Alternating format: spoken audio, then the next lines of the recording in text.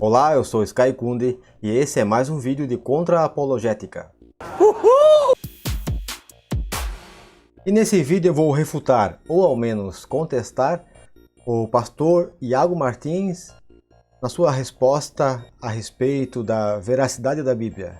Mas primeiro eu quero apresentar o Iago Martins. O Iago Martins apresenta o canal Dois Dedos de Teologia.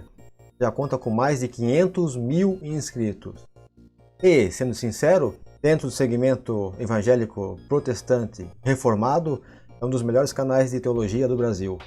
Mas aconteceu o que costuma acontecer quando um cristão tenta defender a sua fé. Saem uns argumentos, umas afirmações bem duvidosas. Nesse caso, o Iago estava respondendo às perguntas dos ateus, e duas dessas perguntas foram: como vocês têm tanta fé no fato de que a Bíblia é uma revelação? O que garante para vocês que não é mera mitologia? E a outra pergunta, já na esteira da anterior: existe algum documento que comprove que os evangelhos foram escritos por seus autores atribuídos? Bom, como o Iago se alonga muito na sua resposta, meio que indo e vindo, meio que se repetindo para dar um pouco mais de peso ao que ele afirma, eu vou aqui pôr apenas os pontos principais da argumentação dele, mas vou deixar o vídeo completo, que é no ponto exato onde ele começa a responder essas duas perguntas dos ateus. E caso vocês percebam que deixei alguma coisa importante de fora, vocês me alertem aí nos comentários, beleza? Então vamos lá para as primeiras respostas do Iago e para a minha refutação. Let's get it on! O argumento é muito simples. Nós temos um documento profundamente confiável. Se você aplicar as técnicas de historiografia ao Novo Testamento, você vai ter o documento mais confiável da história do mundo. Nossa, aquele voou longe mesmo, hein? Mas voltarei nisso mais adiante. Então, continuando. Então aí está na tela parte do argumento do Iago. Resumindo, o Iago alega que os autores do Novo Testamento foram testemunhas oculares que preferiram morrer a desmentir que viram Jesus ressuscitado.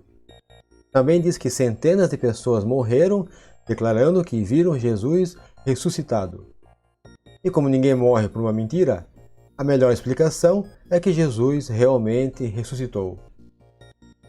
O Iago já usou um argumento praticamente idêntico para responder ao Felipe Castanhari do canal Nostalgia. Em um tweet, o Felipe comparou Jesus aos super-heróis dos gibis ou dos filmes da Marvel, e o Iago usou esse argumento do martírio dos apóstolos para tentar provar que Jesus não é apenas uma ficção. Eu já fiz um vídeo onde eu respondo com um pouco mais de detalhes a esse argumento do martírio, tá aí no card, mas aqui eu quero dar uma resposta um pouco mais econômica. Como disse o psicólogo americano Ray Hyman, antes de procurar uma explicação para um fato, certifique-se de que há um fato para ser explicado. Acontece que não há nenhum documento, nenhum único documento confiável, reconhecido pelos estudiosos, pelos acadêmicos, atestando que alguns dos apóstolos, muito menos todos eles, e muito menos ainda centenas de discípulos morreram dessa forma, ou seja, morreram se negando a admitir que viram Jesus vivo novamente em carne e osso. E eu desafio o Iago a trazer algum documento romano ou judaico ou mesmo cristão da época que comprove algo nesse sentido. Aliás, eu aposto a minha conversão contra a desconversão do Iago, ele não consegue me trazer nada que corrobore o que ele está dizendo. Mas eu quero deixar algo muito claro aqui. Sim, eu sei que houve muitos mártires cristãos. O que não houve, o que não há, são documentos ou qualquer documento confiável atestando que alguns desses mártires, muito menos centenas deles, morreram se negando a desmentir que viram Jesus ressuscitado. Agora você sabe o que pedir quando um cristão vier com esse argumento do martírio. Peça e veja a magia acontecer.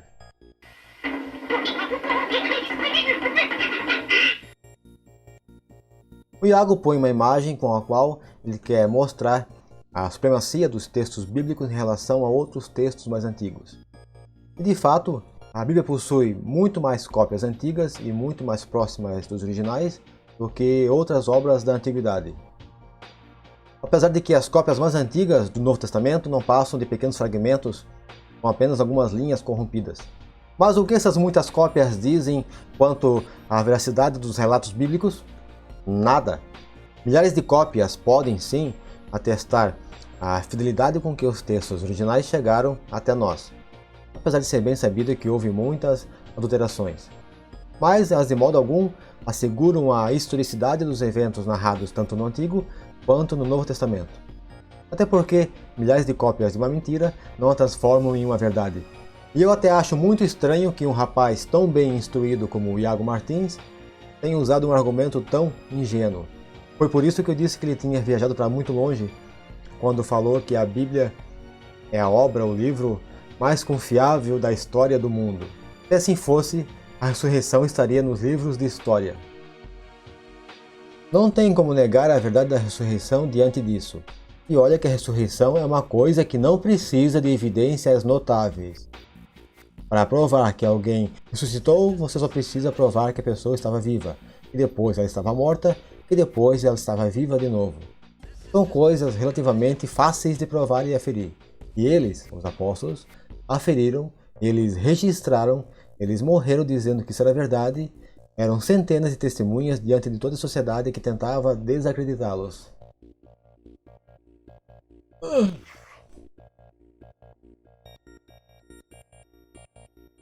Não, Iago, não! Como dizia o saudoso Carl Sagan, alegações extraordinárias exigem evidências extraordinárias. E até agora você não forneceu nenhuma. O que temos são apenas textos de desconhecidos proselitistas e devotos, escrevendo muitas coisas dissonantes com a realidade, para outros devotos desconhecidos. Por exemplo, quem era o Teófilo para quem Lucas escreveu? E isso, décadas mais tarde, após os supostos eventos, em textos que passam longe de serem imparciais. O Iago diz que para provar que alguém ressuscitou, basta provar que a pessoa estava viva, e depois estava morta, e depois estava viva novamente. Interessante que eu já vi esse argumento em outro debate meu em 2018, com outro apologista, quem faz desconfiar que vocês leram o mesmo livro com essa groselha. A propósito, o rapaz abandonou o debate. Veja que mesmo atualmente, com a medicina moderna, ainda temos falsos óbitos atestados por médicos. Imagina há 2000 anos. Quem foi que atestou a morte de Jesus? Qual o nome do legista romano ou judeu? Jesus passou pelo rigor mortis? E quem atestou que ele voltou à vida? Qual documento romano ou judaico corrobora isso? Ou será que o Iago está apenas acreditando no que diz a Bíblia? O Iago falou das centenas de testemunhas que são mencionadas por Paulo em 1 Coríntios 15. Mas olha só que interessante. Paulo teve apenas uma visão gloriosa de Jesus, viu apenas uma luz e ouviu uma voz. Assim sendo, quando Paulo fala que Pedro, Tiago, os demais apóstolos e as centenas de testemunhas que também viram Jesus, está dizendo que essas pessoas viram Jesus do mesmo modo que ele viu, ou seja, apenas uma visão fantasmagórica, não em carne e osso como narrado pelos evangelhos. E como as cartas de Paulo são mais antigas que os evangelhos, são décadas mais antigas, podemos supor, desconfiar, que os primeiros relatos das aparições de Jesus eram relatos sobre aparições fantasmagóricas, apenas visões, e mais tarde foram transformadas em aparições em carne e osso, tal como as relatadas nos evangelhos. Mas nossa Sky, tanta gente ia ter a mesma alucinação, a mesma visão, a mesma visagem? Bom, talvez alguns de vocês devam lembrar ainda da tal Santa na Janela, que aconteceu aqui no Brasil há alguns anos. De repente, muitas pessoas, centenas, acho que até milhares, começaram a ver santas nas janelas. E uma delas ficou muito mais famosa, e até hoje ocorrem peregrinações dos devotos para ir ver Nossa Senhora em uma janela. Inclusive, há relatos de milagres. O que eu quero dizer é que muitas pessoas passaram a interpretar uma imagem semelhante a uma santa em uma janela, mas que também lembra uma noiva, ou outra coisa qualquer, como sendo a aparição da Nossa Senhora. E possivelmente foi isso que tenha acontecido com alguns dos discípulos, talvez com a ajuda de um mecanismo mental conhecido como dissonância cognitiva. que acontece quando a realidade entra em choque, em conflito com as nossas crenças, as nossas expectativas. Então eles passaram a interpretar luzes, vozes, talvez até mesmo sonhos, como aparições de Jesus. Também é possível que um deles, talvez Paulo, sofresse de esquizofrenia, o que ajudaria muito a ter essas visões. E mais tarde, essas aparições ganharam literalmente corpo e se transformaram em aparições em carne e osso, conforme agora vemos nos evangelhos. O Iago insiste e diz que eram centenas de testemunhas diante de toda uma sociedade que tentava desacreditá-las. Não, Iago. O cristianismo, no começo, era apenas mais uma das muitas seitas malucas que havia no Império Romano. Onde você tirou isso? Não foi da Bíblia, porque na Bíblia diz que onde os discípulos chegavam, quase que de modo instantâneo, já faziam centenas ou até mesmo milhares de convertidos. E por fim, o Iago termina com uma verdadeira profissão de fé. Não tem como achar que isso é mentira. Não tem como achar que isso é uma invenção. Qualquer outra explicação é mais difícil do que essa.